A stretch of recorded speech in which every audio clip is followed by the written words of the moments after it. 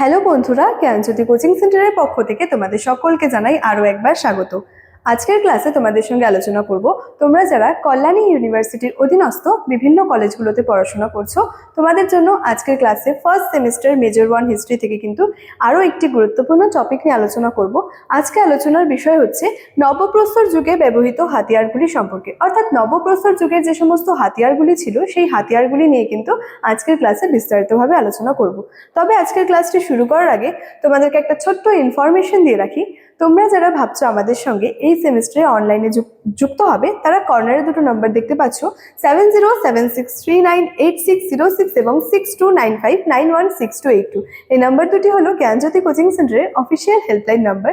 তোমরা যারা যারা ভাবছো আমাদের সঙ্গে যুক্ত হবে, এই নাম্বার দুটির মধ্যে যে কোনো একটি নাম্বারে যোগাযোগ করে আমাদের সঙ্গে যুক্ত হয়ে যেতে পারো। এছাড়াও তোমাদের এই সেমিস্টারের যে কোর্স ফিটা রয়েছে সেটা হচ্ছে মেজরের কোর্স ফি রয়েছে 1199 এবং মাইনরের যে কোর্স ফিটা রয়েছে সেটা রয়েছে কিন্তু 699।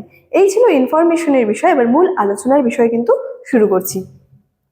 দেখো, প্রথমেই বললাম আজকের ক্লাসে আলোচনা করব নবপ্রস্তর যুগের হাতিয়ারগুলি সম্পর্কে, অর্থাৎ নবপ্রস্তর যুগে যে মানুষ যে হাতিয়ারগুলি ব্যবহার করত সেই হাতিয়ারগুলি নিয়ে কিন্তু আজকের ক্লাসে আলোচনা করব। নবপ্রস্তরের ক্ষেত্রে প্রথমেই কিন্তু প্রস্তর কথাটা আসে। প্রস্তর বলতে কিন্তু পাথরকে বোঝানো হচ্ছে। প্রস্তর যুগ বলতে কিন্তু সেই যুগটাকে বোঝানো হচ্ছে যে যুগের মানুষ তাদের দৈনন্দিন জীবনের বিভিন্ন জিনিসপত্র থেকে শুরু করে যন্ত্রপাতি তৈরিতে শুধুমাত্র পাথরের ব্যবহার করত, কোনো রকমের ধাতুর ব্যবহার করতে তারা শেখেনি। সেই যুগটাকেই কিন্তু প্রস্তর যুগ বলা হচ্ছে। তো নবপ্রস্তর যুগে মানুষ যে সমস্ত হাতিয়ার ব্যবহার করত সেটা আলোচনার ক্ষেত্রে বলা যায়, নবপ্রস্তর যুগে কিন্তু সব হাতিয়ার ছিল কালো স্লেট বা বেলে পাথরের তৈরি এবং সেগুলি ছিল কিন্তু অদ্ভুত রকমের মসৃণ এবং কি পালিশ করা ছিল।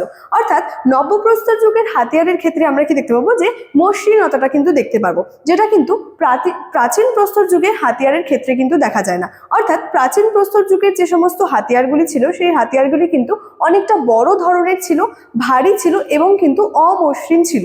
কিন্তু নবপ্রস্তর যুগে যে হাতিয়ারগুলি রয়েছে সেই হাতিয়ারগুলি কিন্তু পালিশ করা ছিল এবং কিন্তু মসৃণও কিন্তু ছিল। এছাড়াও বলা যায় এই মসৃণতা পাথরের অস্ত্রে কিন্তু আগে দেখা যায়নি। অর্থাৎ নবপ্রস্তর যুগের আগে রয়েছে মধ্যপ্রস্তর যুগ এবং তার আগে রয়েছে প্রাচীন প্রস্তর যুগ। তো এই যে নবপ্রস্তর যুগের হাতিয়ারের ক্ষেত্রে যে মসৃণতাটা দেখা গিয়েছিল সেটা কিন্তু প্রাচীন প্রস্তর যুগ এবং মধ্যপ্রস্তর যুগের হাতিয়ারের ক্ষেত্রে কিন্তু দেখা যায়নি।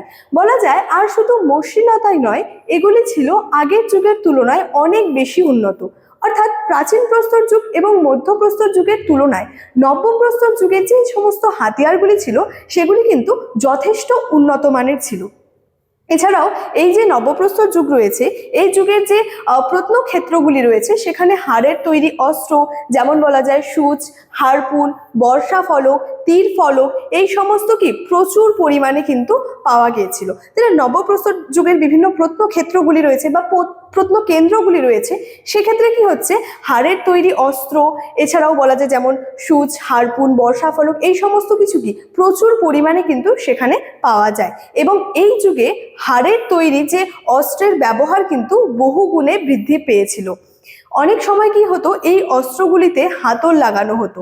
যাই হোক, পরিশেষে আমরা এটা বলতে পারি, এই যে নবপ্রস্তর যুগের যে মানুষের যে জীবনে এই সময় কি হয়েছিল, হাতিয়ারগুলির মাধ্যমে কিন্তু অনেক নিখুঁত কাজ কিন্তু সম্পন্ন হয়ে থাকতো। তাহলে নবপ্রস্তর যুগের হাতিয়ারগুলি কেমন ধরনের ছিল, অনেকটা মসৃণ ধরনের ছিল এবং অনেকটা কিন্তু পালিশ করাও ছিল। তো নবপ্রস্তর যুগের মানুষ কি ধরনের হাতিয়ার ব্যবহার করতো এই নিয়ে কিন্তু আজকে আমার আলোচনা কিন্তু এতটাই ছিল। দেখা হচ্ছে পরবর্তী ক্লাসে। তোমরা সকলেই ভালো থেকো, সুস্থ থেকো। Thank you so much. Thanks for watching.